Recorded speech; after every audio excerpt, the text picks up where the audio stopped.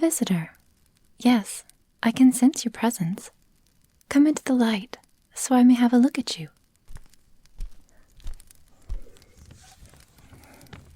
That paper. You received our missive. Come, sit. Hold out your hands. Now put them in mine. I must touch you before I can feel you.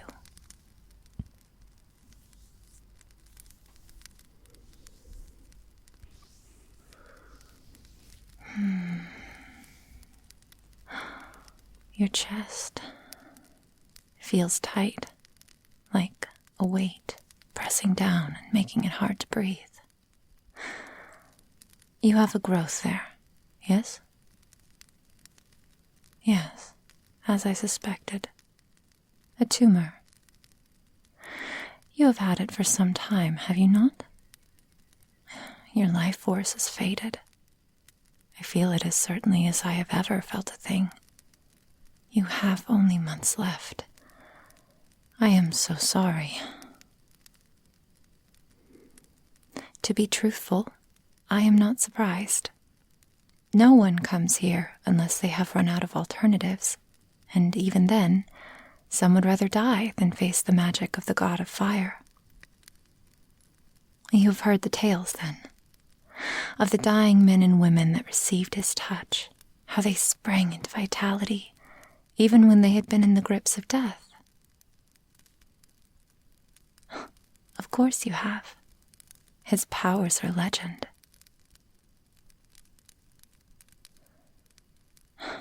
I understand that you're frightened.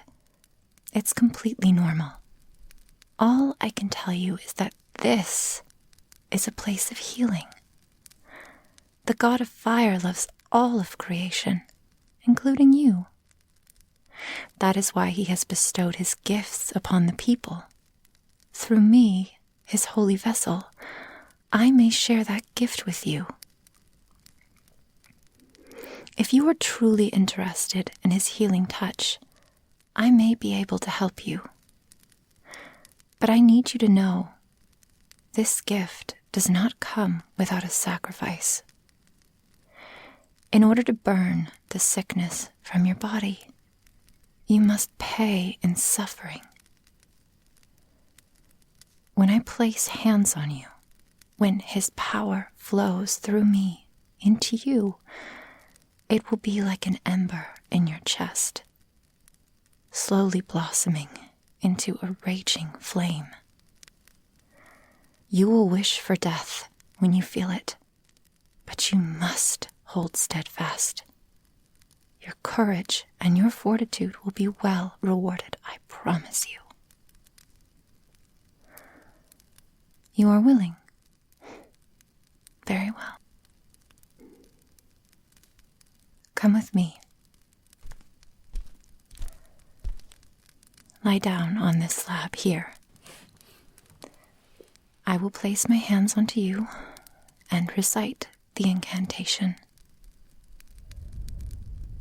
Uti hoc corpus influntem iem astenia mundus ut cupit commodo iem illus potential in hoc corpus uti hoc corpus Deus meus est tua omninum.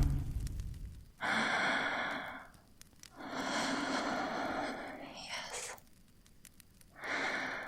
You feel the warmth flowing from my fingers down to your chest. Do you feel it? Yes, that means it's working. It will grow hotter now, then hotter. Yes, you feel that too. Yes. Yes. You absolute idiot. How are you still confused? Don't you understand yet? Don't you see? I was never going to heal you. It was a ruse, pathetic child. You expected to be healed by the god of fire? You truly are desperate. Oh, you're wincing. The pain is getting worse. I had better tell you this quickly then, before your ears melt from your face. You must understand it. It was not always this way. But many decades ago, the god of fire was angered by mankind's careless ways and sought vengeance. One horrible night he took to the village and burned every living child there, in the streets, in their beds. Nowhere would they be safe. He raged until every last innocent was dead. The adults were left to tell his tale, to weep for what they had wrought, and to never forget his power. For years afterward, our god would demand a sacrifice from the village. He had made a pact with us, one life to be given every 12 months in order to satiate his bloodlust, and the rest of the townsfolk would be spared. But we did not want to sacrifice one of our own, don't you see? They were too dear to us. And so we began to spread our word, to tell the tales of the healing hands of the cleric of the god of fire.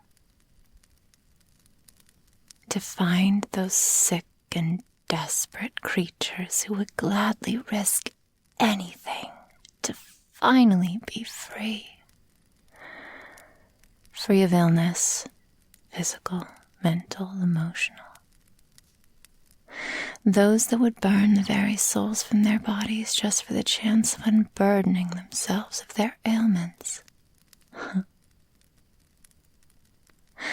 They are always uncertain when they arrive here, as you were.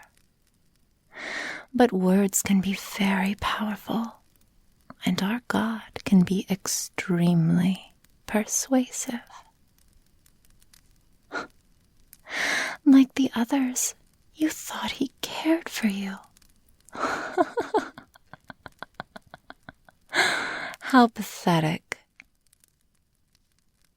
The god of fire loves no one but himself. I tell you this, even as I aim to kill you. And why? The reason is quite simple, you see. Our God does not merely feed on your life force, no. He is sustained by your anguish. And what is more painful than realizing that you have been taken for a fool? That your own idiocy cost you the thing you held most dear. I have no soul.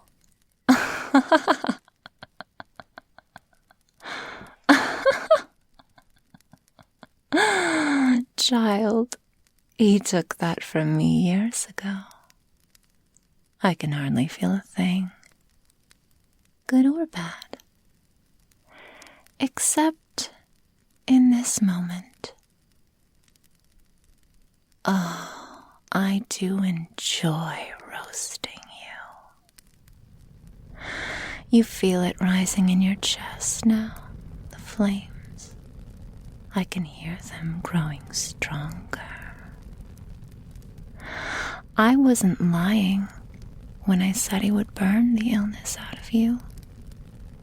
He will just burn the remainder in the process. Take heart that you will not be dying in vain. Your suffering will quell the god's vengeance for another year, and through your death, a child will survive and grow, live on, and learn to continue the tradition of sacrifice that has saved us all. Perhaps we are destroying their innocence, but the world is no place for the innocent. They must learn quicker than others, are young, but we all learn it eventually.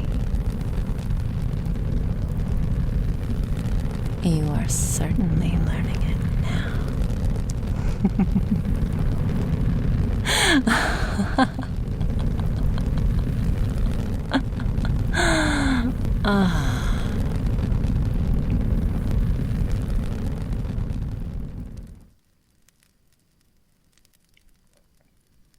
Hello?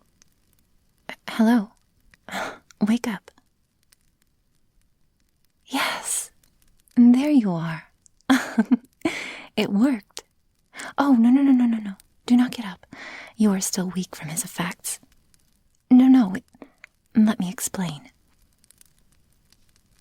I told you the price of your healing was your suffering. I had to make you believe you were going to die here. I had to make you truly suffer in order to appease him. And you did. And you are saved. I understand that you are upset, but there was no other way. Our God is cruel, yes, but not evil. Rest here for the time being. When you are able, you may go. Leave this place and live a long and happy life. You have paid with your misery, and now you are free.